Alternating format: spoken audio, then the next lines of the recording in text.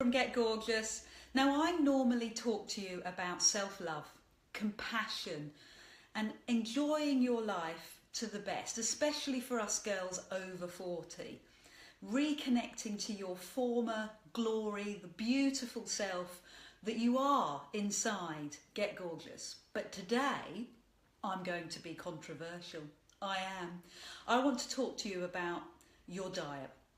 I've always talked about your diet in all the blogs and vlogs that I've written and voiced, but the Get Gorgeous principles are based on your mindset, where your head is at and where it should be for a happy, healthy life, your exercise to improve your mood and exercising differently in your 40s as you did in your 20s, and also your nutrition. So there's 3 pillars to your overall health as you reach your 40s: mindset, exercise and nutrition. And they are the pillars that take you through to longevity and good health.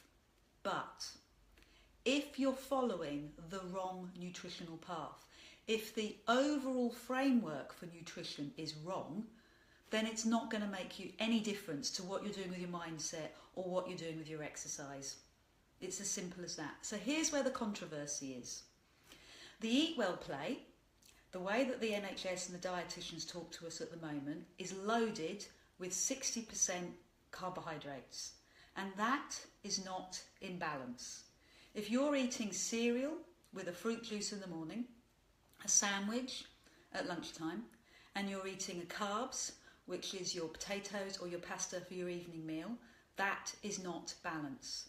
The Eat Well plate, as discussed by the NHS, is 60% carbohydrates. You are better off in the long term reducing your carbohydrates.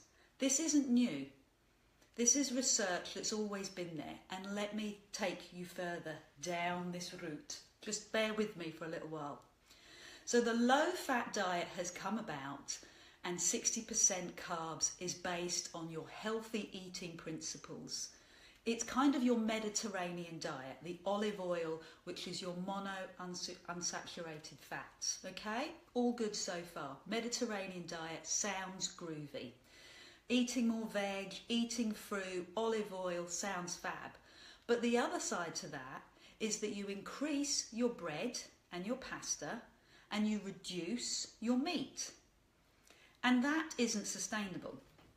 It also includes vegetable and plant-based oils.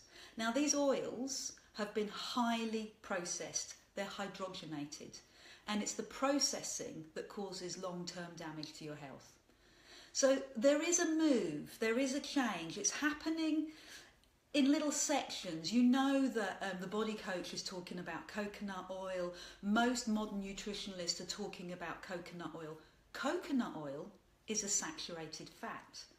Okay, so once you've got your head around that, saturated fat is coming back into our diet, but from the back door.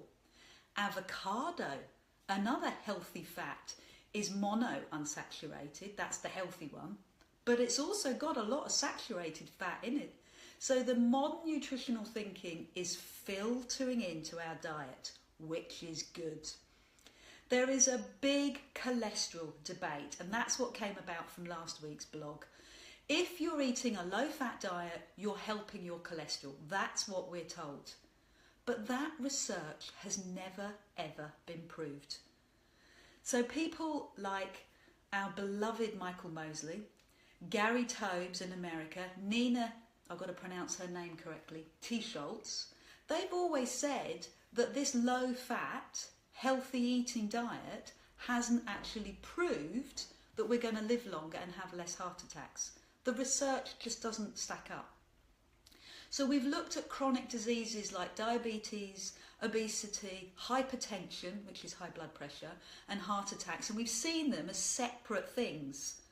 But actually they have this one big thing that brings them all together, and it's sugars and carbohydrates, these processed flours. So Michael Mosley recently was quoted from research that Oxford, Cambridge and Harvard universities have found no link between a low-fat diet and healthy eating, as it's called, And they did this study on 500,000 people, and they found no link that it would give you a longer life. So it's just not been proved. Incidentally, until recently, a lot of this research hasn't taken into consideration women, because women aren't the high risk factor group. So women haven't been included until recently. So it's all been based on men, bless them, because they're more likely to have heart attacks. But it's not being caused through fat. It's being caused by something else. Sugar, carbohydrates, refined carbohydrates. Now, people like Gary Taubes, the big researchers in this area, have said that Ansel Keys, the researcher who started this whole debate in the 1950s, didn't pay attention to, well, the 7-country study didn't pay attention to the 2 main countries that eat a lot of fats, and that would be Germany and France. They just completely ignored those 2 countries. They eat a hell of a lot of fat, and yet they have longer lives. So it doesn't stack up. There's also the debate about the law of adaptation. Now, this comes through with the researchers that base their theory on food in the similar way that Darwin does, the evolution of food. And it's a much more sort of common sense way of looking at food. And these researchers are Campbell and Cleve. And what they did, what they surmise, is that the more a food changes from its natural state, the more harm it will do to the animal, us, that consumes it. So it's this Darwinian theory, Darwin, and his theory towards food as well as evolution. So if you're eating more natural foods, like natural proteins and fats, then it's going to help your body. If you're eating pasta and bread, it is really transferred from its natural source, it's highly processed, and it's doing you less favours.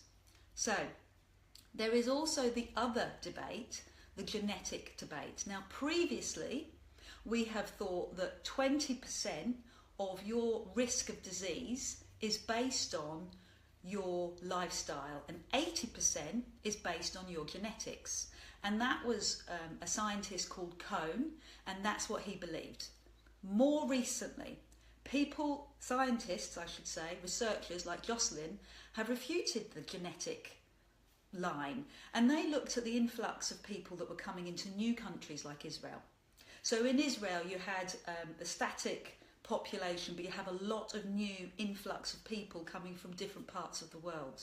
Now, the people that were in the country for a long time had the same diabetic, heart disease that most of the Western world has, but the people coming in didn't. And the difference? Well, the people that were coming in were coming from poorer, more traditional lifestyles. They weren't eating processed sugars. So the genetic debate has changed.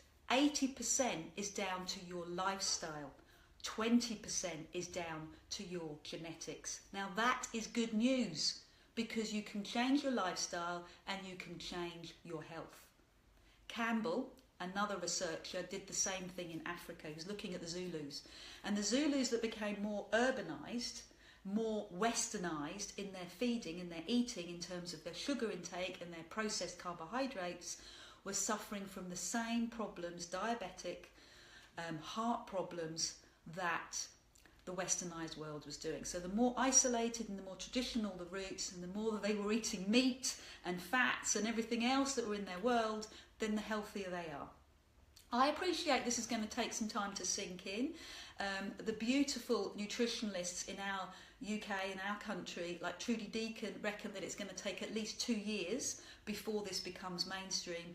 But it is sneaking in. Coconut oil, saturated fat, is sneaking in. Avocado, which is celebrated as a healthy fat, has saturated fat in it. So these theories are working through the system, but it's going to take a little while before it comes right down. So your gorgeous principles: look after yourself, be calm, be relaxed, meditate, exercise in a way that suits you, and follow the right nutritional path. I'm a girl of action. I like doing things that are going to help you to help yourself. So I would like you, I'm going to challenge you to have one fat this week, whether it's a steak or a whole fat milk drink. then do it. And let me just tell you a little bit about vitamins and minerals. Most of the vitamins and minerals that you consume through food need fat to dissolve them in your body. They're called fat-soluble vitamins. So if you're not having fats, then you are not able to digest vitamins. So have a glass of full-fat milk, okay? How does that feel? A bit odd after the semi-skim milk that we've been having for 3 generations. The tide is turning. If you're interested in finding out more, click the link below, and of course I'd be happy to chat. Take care. See you soon. Bye.